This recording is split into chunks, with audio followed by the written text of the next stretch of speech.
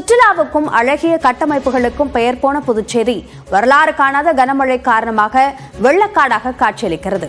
வீடுகளின் தரைத்தளம், வாகனங்கள் உள்ளிட்டவை தண்ணீரில் மூழ்கிய நிலையில் வெள்ளத்தில் சிக்கி தவித்தவர்களை பேரிடர் மீட்புப் படையினர் படகுகள் மூலமாக பத்திரமாக மீட்டனர்.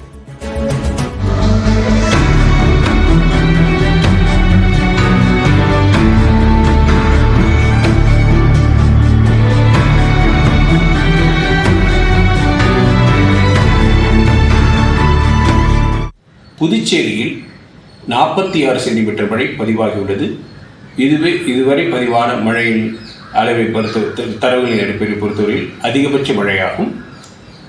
இதற்கு முன்னர் அக்டோபர் மாதம் 31ஆம் தேதி 2004ஆம் வருடம் 21 சென்டிமீட்டர் மழை புதுவையில் பதிவாகியுள்ளது. வங்கக்கடலில் உருவான ஃப்ரெஞ்சல் புயல் புதுச்சேரியை புரட்டி போட்டுள்ளது. விடிய விடிய இடைவிடாது கொட்டிய வரலாறு காணாத கனமழை காரணமாக புதுச்சேரி முழுவதும் சுமார் 50,000 வீடுகளில் தண்ணீர் சூழ்ந்தது. தட்டாஞ்சாவடியில் 100க்கும் மேற்பட்ட வீடுகளுக்குள் மழைநீர் புகுந்தது. இதனால் வீட்டில் உள்ள பொருட்கள் அனைத்தும் தண்ணீரில் மிதந்தன. குட்டையை அடைக்கணுமா, தூர் வரணுமா, என்ன செய்யணும். நைட்டெல்லாம் தூக்கம் இல்லாமல், எல்லாம் கரண்ட்டும் இல்லாமல், பாம்பு கொத்துமா, தேல் கொத்துமான்னு எல்லாம் பயந்துன்னு வெளியே நிற்கிறாங்க. பாலாஜி நகர் வாய்க்கால் நிரம்பி குடியிருப்புகளுக்குள் தண்ணீர் புகுந்தது. குறிப்பாக காமராஜ் நகர் தொகுதிக்கு உட்பட்ட கவிக்குயில் நகரில் இடுப்பளவிற்கு மழைநீர் தேங்கியது.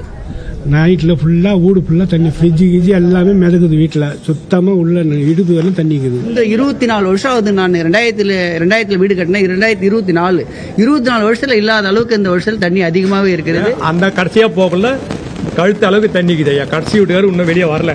அவர் தான் நைட்டுக்கு என்ன ஃபோன் பண்ணி எழுப்பினார் 3 மணிக்கு. அது எதார்த்தமாக இருந்ததுனால இங்கே நாங்கள் தப்பிச்சு எல்லாம் மீதி எல்லாரும் மாட்டிட்டு இருப்பாங்க.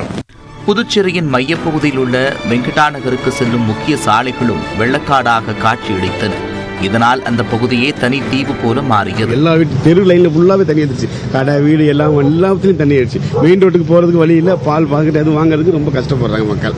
வாய்க்கால் சரியாக தூர்வாரவில்லை. வெங்கடா நகர் துணை மின் நிலையத்தை முழுமையாக மழை வெள்ளம் சூழ்ந்ததால் புதுச்சேரிக்கு செல்லும் 80% மின் இணைப்பு தற்காலிகமாக நிறுத்தி வைக்கப்பட்டது.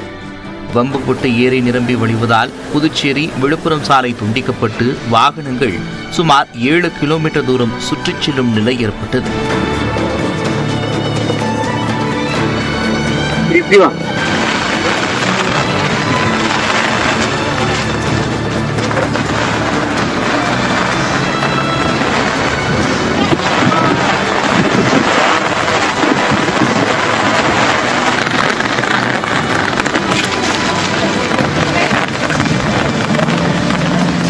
உருளையான்பேட்டை, ரெயின்போ நகரம் கழுத்தளவு தண்ணீரில் மூழ்கின. தரைத்தளத்தில் வசிக்கும் மக்கள் தற்காலிகமாக மேல்தளங்களில் தஞ்சம் அடைந்தனர். தகவல் அறிந்து வந்த பேரிடர் மீட்புப் படையினரும் காவல்துறையினரும் ஒவ்வொரு வீடாக சென்று பாதிக்கப்பட்டவர்களை மீட்டு நிவாரண முகாம்களில் தங்க வைத்தனர். மோகன் நகர் அருகே கணக்கன் ஏரி நிரம்பி உபரி நீர் வெளியேறியதால் 100க்கும் மேற்பட்ட வீடுகளுக்குள் வெள்ளம் புகுந்தது.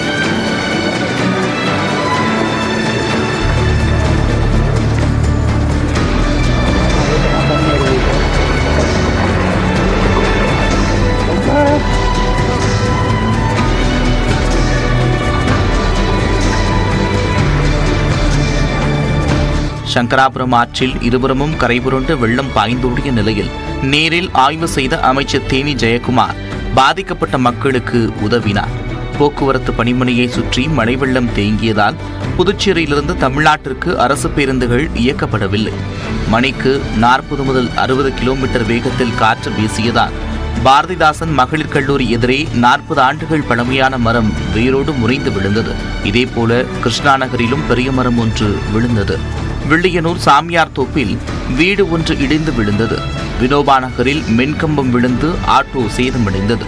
புதுச்சேரி சந்தைக்குப்பம், காட்டேரிக்குப்பம், சுத்தக்கேணி, கைக்கிழப்பட்டு போன்ற கிராமங்களில் 2000 ஏக்கரில் பயிரிடப்பட்டிருந்த நெற்பயிர்கள் நீரில் மூழ்கின. ஊரா நெல்லி தான் கவர்மெண்ட் நஷ்டம் எதாவது பார்த்து செஞ்சாங்கன்னா பரவாயில்ல. தண்ணி வடிஞ்சித்துன்னா 2 நாளுக்குள்ள வடிஞ்சித்துனா கூட 1-2 தேடும்.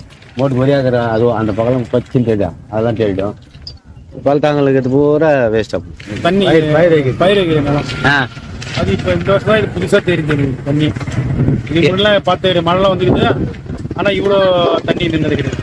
புதுச்சேரியில் புயல் மற்றும் பெருமழை காரணமாக 2 பேர் உயிரிழந்திருப்பதாக அம்மாநில உள்துறை அமைச்சர் நமச்சிவாயம் தெரிவித்துள்ளார். வெங்கடா நகர், கிருஷ்ணா நகர் பார்த்தீங்கன்னா எப்போதுமே ஒரு தாழ்வான பகுதி. அது மட்டும் பார்த்தீங்கன்னா இந்த முறை பார்க்கணும், ஒரு வரலாறு காணாத ஒரு மழை இங்கே பெஞ்சிருக்கு. அதே மாதிரி புயலுடைய தாக்கம் ரொம்ப அதிகமாக தொடர்ந்து ரொம்ப நேரம் புயலுடைய தாக்கம் இருந்த ஒரு காரணத்தால் இன்றைக்கி இந்த தண்ணி இவ்வளோ தூரம் இங்கே நிற்கிற ஒரு சூழ்நிலை இருந்துகிட்டு இருக்குது. புயல் மழை பாதிப்புகளுக்கு உரிய இழப்பீடு வழங்க கோரி மத்திய அரசுக்கு விரைவில் கடிதம் எழுதப்படும் என்றும் புதுச்சேரி முதலமைச்சர் ரங்கசாமி தெரிவித்தார்.